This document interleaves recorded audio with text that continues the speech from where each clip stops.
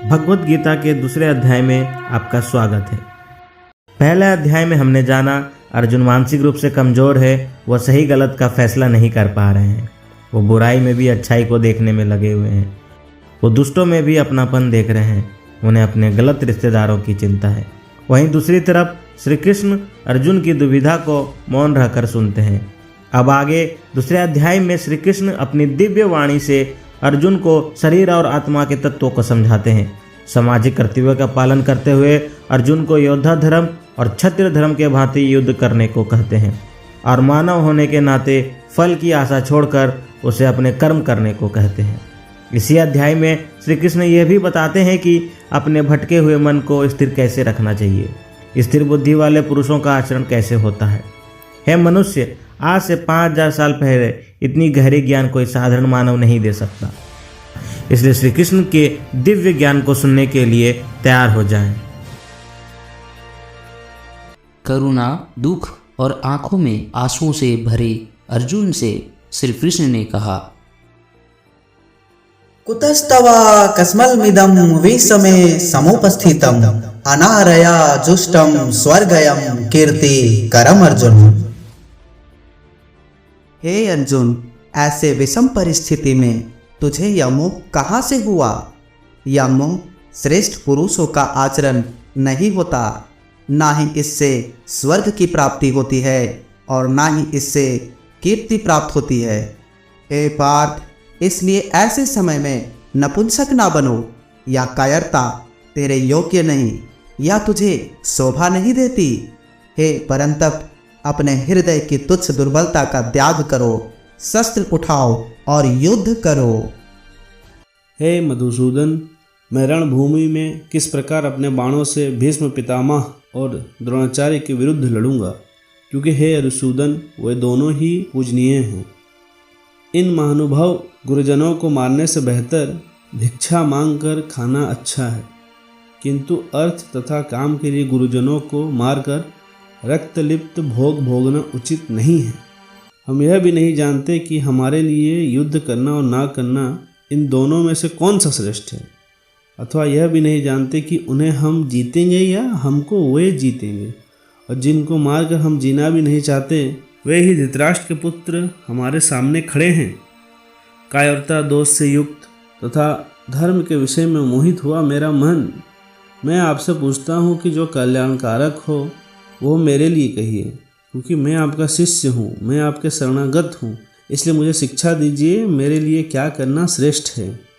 मैं पृथ्वी का स्वर्णिम समृद्ध संपन्न राज्य को प्राप्त करूँ या देवताओं का स्वामी भी हो जाऊँ, फिर भी मैं उस उपाय को नहीं देखता हूँ जो मेरे इंद्रियों को सुख दे सके, वो मेरे इस शोक को दूर कर सके। मैं यह युद्ध नहीं कर सकता, मैं यह युद्ध नहीं कर सकता।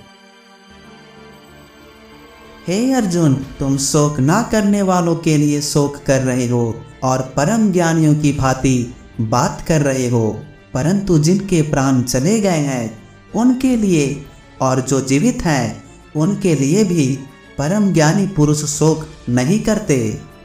ना तो ऐसा ही है कि मैं किसी काल में नहीं था, तू नहीं था, अथवा ये राजा लोग नहीं थे, और ना ही ऐसा है कि हम सब आगे नहीं रहेंगे।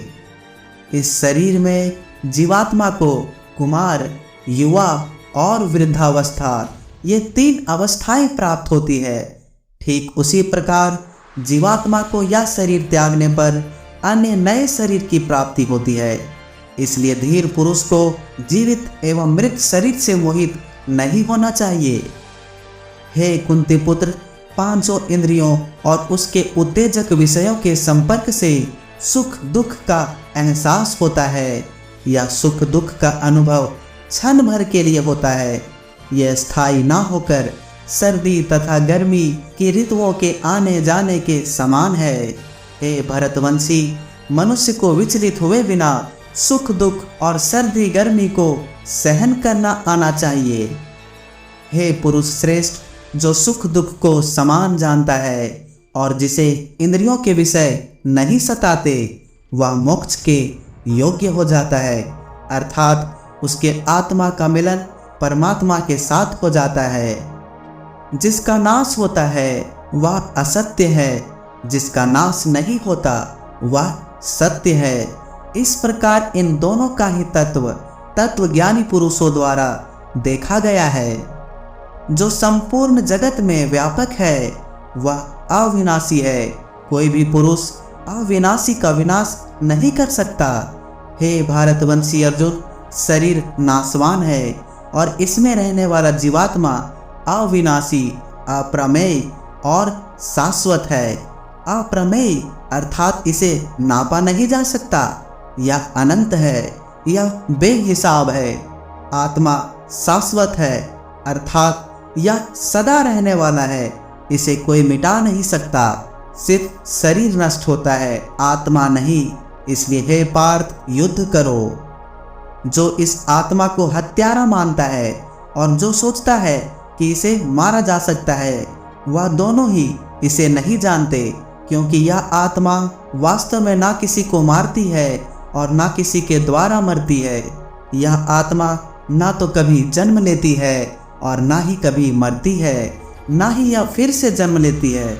यह अजन्मा, शाश्वत और पौराणिक है। शरीर के मारे जाने पर भी यह नहीं मरता।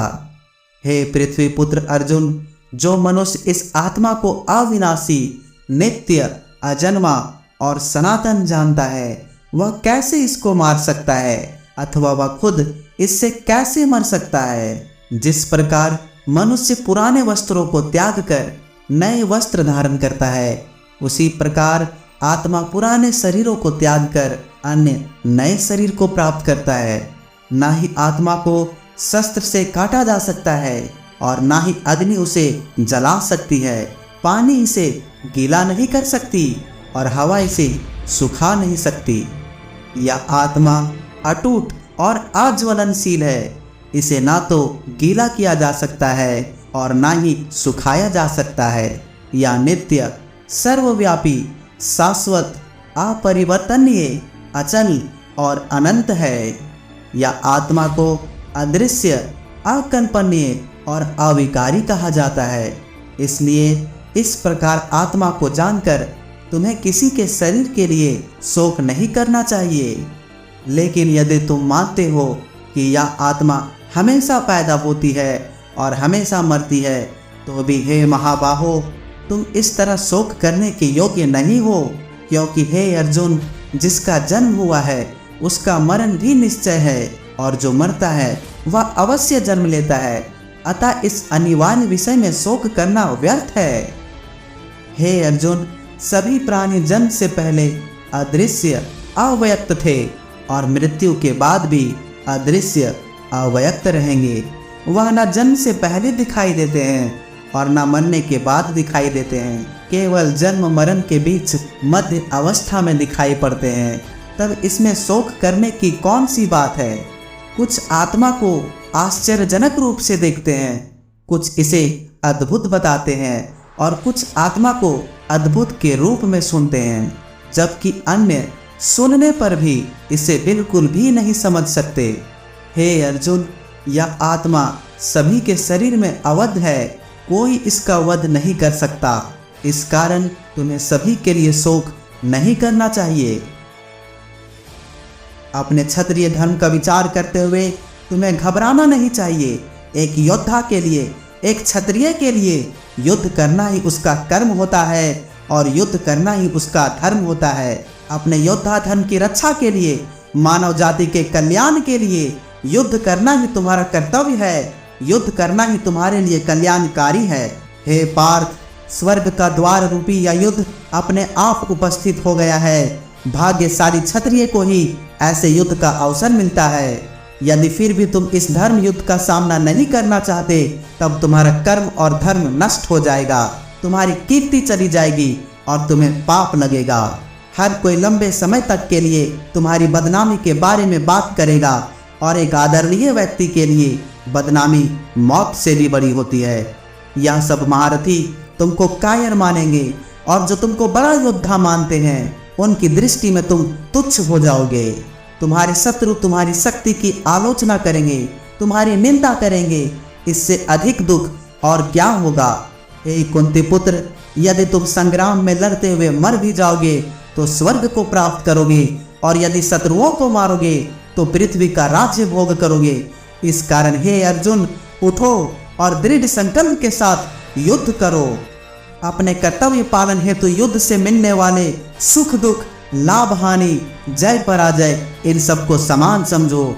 यदि तुम इस प्रकार अपने दायित्वों का निर्वहन करोगे तब तुम्हें कोई पाप नहीं लगेगा।